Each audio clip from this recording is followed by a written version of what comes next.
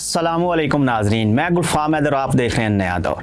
آج کی ہماری ویڈیو سولر پلیٹس کے بارے میں ہے۔ سولر کی جو پلیٹس آپ لوگ لگوا رہے ہیں 2030 تک کسی کام کی نہیں رہیں گی، لیکن اس کا مطلب یہ نہیں کہ آپ سولر نہ لگوائیں، لیکن یہ بھی سنتے جائیں کہ دنیا اب کہاں سے کہاں پہنچ چکی ہے۔ دنیا اب خلا میں ایک نیا سولر اسٹیشن بنانے کی بات کر رہی ہے اور اس کے اوپر تجربات جاری ہیں اور 2030 تک یہ تجربات مکمل ہو جائیں گے، جس کے بعد دنیا کو بجلی وہ خلا سے آیا کرے گی۔ یہ بجلی خلا سے زمین تک آئے گی، اس پر بہت زیادہ تحقیق ہو رہی ہے۔ اور تحقیق کہاں پر ہو رہی ہے؟ یہ چین، امریکہ، یورپ اور جاپان جیسے ممالک میں ہو رہی ہے۔ اس ویڈیو میں آپ کو بتاؤں گا کہ 2030 کی تاریخ میں کیوں کہہ رہا ہوں۔ 2030 میں ایسا کیا ہونے جا رہا ہے جس سے بجلی خلا سے زمین تک پہنچے گی؟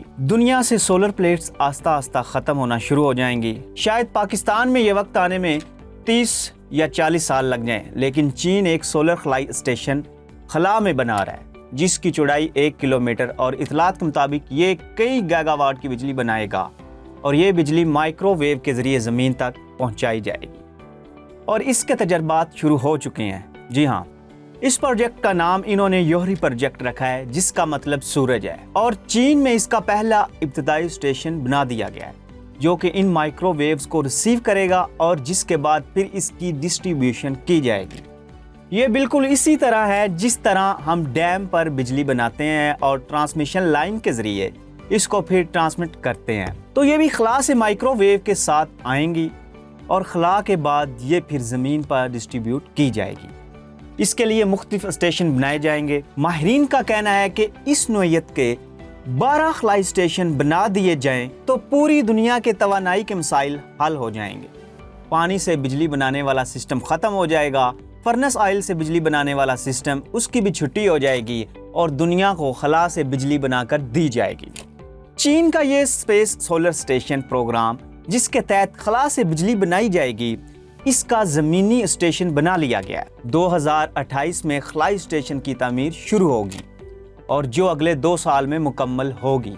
2030 میں 1 میگا واٹ بجلی زمین پر پہنچائی جائے گی، لیکن وقت کے ساتھ ساتھ پھر اس کو بڑھایا جائے گا۔ یہ جو مسائل سولر پلیٹس پر پیش آتے ہیں کہ بادل ہیں، یونس نہیں بنے اور آلودگی کی وجہ سے سولر پلیٹس کو دھونا پڑتا ہے، صاف کرنا پڑتا ہے، ان سولر اسٹیشن کو کسی قسم کی کوئی رکاوٹ نہیں ہوگی۔ یہ جو خلا میں ہوں گے ان کو بہت تیز روشنی ملے گی، اور یہ پروجیکٹ صرف چین کا ہوتا تو شاید آپ کہہ سکتے تھے کہ ابھی اتنی جلدی یہ سب کچھ ممکن نہیں، لیکن یہاں آپ کو بتاتا چلوں کہ باقی ممالک بھی 2030 کی ڈیٹ دے رہے ہیں۔ جی ہاں، جن میں جاپان، امریکہ، یورپ شامل ہیں۔ جاپان بھی ایک بہت بڑا سولر پلانٹ 2030 میں خلا میں لگانے جا رہا ہے، وہ بھی 1 میگا واٹ بجلی پیدا کرے گا۔